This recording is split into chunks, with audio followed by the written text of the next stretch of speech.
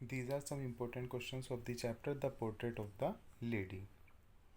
The first question is, why was it hard for the author to believe that the grandmother was once young?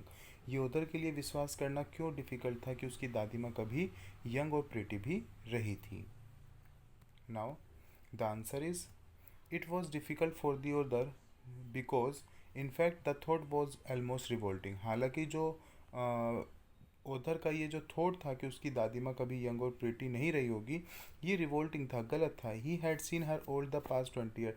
लेकिन इसका कारण ये था कि उसने अपनी दादी माँ को पिछले 20 सालों से हमेशा बूढ़ा ही देखा था. He felt she could age no further. उसे लगा कि कभी भी इनकी एज इससे कम नहीं रही होगी.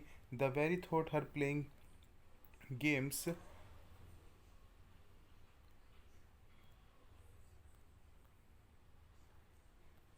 हर playing games as a child seem quite absurd and the undignified. और वो हमेशा अपनी दादी माँ के साथ बचपन में खेल खेला करता था.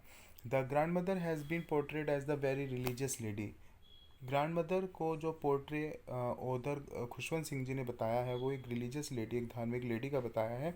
तो स्टोरी में ऐसी उन्होंने क्या बातें कही जिसके कारण ये रिप्रेजेंट या ये इंप्रेशन जाता है कि हाँ, उसकी दादी माँ एक धार्मिक, एक रिलीजियस लेडी रही है. The author recalls his grandmother as a very religious woman. Author अपनी दादी माँ को एक रिलीजियस वीमैन बताता है. He remembers her hobblings about the house. वो उनका घर में चारों तरफ घूमना. Telling the beads of her rosary. हाथ में एक माला लेकर और घर में चारों तरफ घूमना एक धार्मिक लेडी का सिंबलाइज करता है. ही रिकॉल्स हर मॉर्निंग प्रेयर्स. उसकी दादी माँ डेली मॉर्निंग में प्रेयर क्या करती थी. And her reading scripture. और कुछ ग्रंथ मंदिर के अंदर जाकर पढ़ा करती थी. The other recounts how during the last few days he spent all her time praying. और उधर ये भी बताता है कि कैसे दादी माँ ने अपने अंतिम दिनों में सारा समय भगवान की प्रार्थना करने में या प्रे करने में ही बिताया. जिससे ये दिखता है कि उस जो ओदर खुशवंत सिंह जी है, जो राइटर खुशवंत सिंह जी हैं, उनकी ग्रैंड मदर वाकई में एक धार्मिक लेडी, एक रिलीजियस लेडी रही थी. Now the question third. The grand mother had a divine beauty. How does the other bring it out. हालांकि जो खुशवंत सिंह जी ने अपनी दादी माँ का जो पिक्चर पोर्ट्रे किया है, उसमें उन्होंने बताया कि उनका रिंकल्ड फेस था, झुकी हुई कमर थी, लेकिन फिर भी वो कहता है कि उनमें एक डिवाइन ब्यूटी थी, एक दैविक ब्यूटी थी. ओदर ने ऐसी बातें क्यों कही. The grand mother was not pretty but had the divine beauty. हालांकि दादी माँ सुंदर नहीं थी, लेकिन उनमें फिर भी एक दैविक सुंदरता थी. सी ड्रेस्ड इन स्पॉटलेस वाइट. वो हमेशा बिना किसी दाग का सफ़ेद कपड़ा पहनती थी. हर सिल्वर लुक्स वर स्कैटर्ड अनटिडली ओवर हर पेल. उनकी जो सुनहरे कलर की इनकी स्किन थी, उसके ऊपर उनका सिल्वर कलर के जो उनके लॉक्स बाल थे. Puckered face and her lips constantly moved in the inaudible prayer. और उनके जो लिप्स थे वो हमेशा भगवान की प्रेयर में हमेशा हिलते रहते थे. तो ये उनकी एक डिवाइन, एक दैविक सुंदरता को रिप्रेजेंट करता है. The other describe her like the winter landscape in the mountain.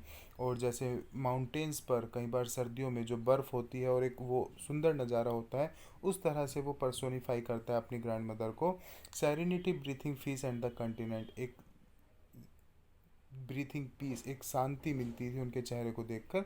That's why उधर ने कहा है कि उनकी जो दादी माँ थी वो एक डिवाइन ब्यूटी को संभाले हुए थी. Now the next question. What proofs do you find the friendship between the grandmother and the grand son. इस स्टोरी में आपको जो ग्रैंड सन और जो ग्रैंड मदर है, उन दोनों के बीच में किस तरह की फ्रेंडशिप देखने को मिलती है, या उनके बीच में फ्रेंडशिप थी, ये क्या बातें प्रूफ करती है. The grandmother and the son were the good friend. जो दादी माँ और जो ग्रैंड सन थे वो वाकई में अच्छे फ्रेंड थे. She got him ready and walked him to back from school. वो उसके रेडी क्या करती थी, उसको स्कूल से लाती थी. In the city they share the common bedroom. जब वो शहर में गए तो वो एक ही कमरे में साथ रहे. The others grand mother saw him of silently but kissing him on the forehead. और जब ओधर विदेश में अपनी पढ़ाई करने के लिए गया तो ग्रैंड मदर ने उसको अच्छे से उसको छोड़ने आई थी और उसके माथे पर उसको किस किया था. When he went abroad and celebrated his return 5 years later. और जब वो 5 साल बाद ग्रैंडसन वापस आया तो दादी माँ ने उसका स्वागत किया. Now next. The grand mother was a kind hearted women. जो दादी माँ थी वो एक काइंड हार्टेड, काफ़ी दयाली वुमेन थी. ये आप किन बातों से प्रूव करोगे. The grand mother was a kind hearted women on her way back from the school. जब वो स्कूल से वापस आती थी खुशवंत सिंह जी को लेकर, she would feed the village dogs with the stale chapati. जो बासी रोटियां वो कुत्तों को खिलाती थी रास्ते में, उससे पता चलता है कि वो एक काइंड हार्टेड वुमेन थी। In the city when she could not move out, और जब वो शहर में ऐसे मूव नहीं कर सकी तो सी टुक द फीडिंग स्पैरोज, तो उन्होंने बर्ड्स को, स्पैरोज को खाना या दाना डालना स्टार्ट किया। And pursued on her leg soldiers, जो कि उनके कंधों पर और उनके चारों तरफ आ जाते थे, जिनको वो कभी भी उड़ाया नहीं करती थी। Now next question, this was the turning point in our friendship, what was the turning point. उधर खुशवंत सिंह जी ने कहा कि ये हमारी फ्रेंडशिप में एक टर्निंग पॉइंट था, वो टर्निंग पॉइंट क्या था। The turning point in the friendship arrived when they shifted to the city. वो टर्निंग पॉइंट था जब वो सिटी में शिफ्ट हुए। They saw the less of each other, वो एक दूसरे से कम मिला करते थे, कम देखते थे। She could neither accompany him to school, जब दादी माँ उसको स्कूल नहीं छोड़ने जा पाती थी। नोर अंडरस्टैंड इंग्लिश, अब उधर खुशवंत सिंह जी के पास कुछ अलग सब्जेक्ट आ गए थे, मैथ, साइंस और इंग्लिश, जो दादी माँ उस नहीं समझ पाती थी और उसकी पढ़ाई में हेल्प नहीं कर पाती थी। Now draw a comparison between the other village school education and city school education. जो गांव में उधर ने एजुकेशन ली और जो सिटी में ली, दोनों में कंपैरिजन बताना है। The village school was attach to a temple, जो इस गांव में स्कूल था वो एक मंदिर से अटैच था। The students were taught the alphabets, जहाँ पे स्टूडेंट्स को वर्ण सिखाए जाते थे, अल्फ़ाबेट्स जो बेसिक नॉलेज होती है, और मॉर्निंग में प्रेयर्स कराई जाती थी।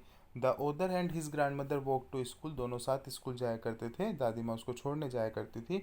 हाउएवर इन द सिटी, हालांकि शहर में, he went by the school bus, उधर स्कूल बस से जाता था। He was taught science and English, उनको साइंस और इंग्लिश पढ़ाई जाती थी, भगवान के बारे में नहीं पढ़ाया जाता था। And he was also taught music, और म्यूज़िक के बारे में भी पढ़ाया जाता था।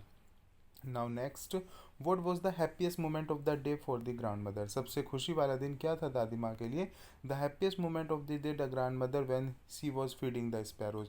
दिन में सबसे अच्छा मोमेंट उनके लिए वो रहता था जब वो स्पैरोज को दाना डाला करती थी, चिड़ियाओं को।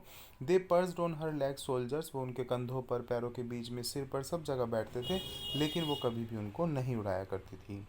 Now next, what was the last sign of the physical contact between the other and the grandmother। Physical sign क्या है ओदर और ग्रैंड मदर के बीच में, दैट इज जब ओदर खुशवंत सिंह जी विदेश जा रहे थे और दादी माँ ने उनके माथे पर किस किया था, तो उनके बीच में वो एक फिजिकल कॉन्टैक्ट या एक लास्ट साइन था फिजिकल कॉन्टैक्ट का।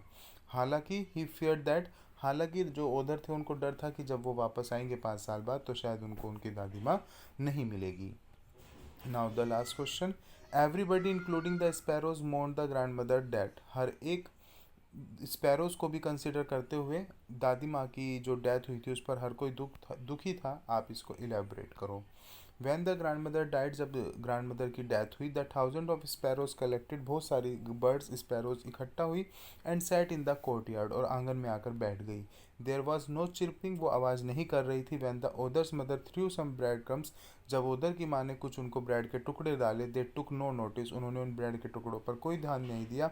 दे were full of grief at her death, वो दादी माँ की डेथ पर बहुत दुखी थी। And flew away quietly after the cremation, और थोड़े टाइम बाद वो खुद वहाँ से उड़ गई।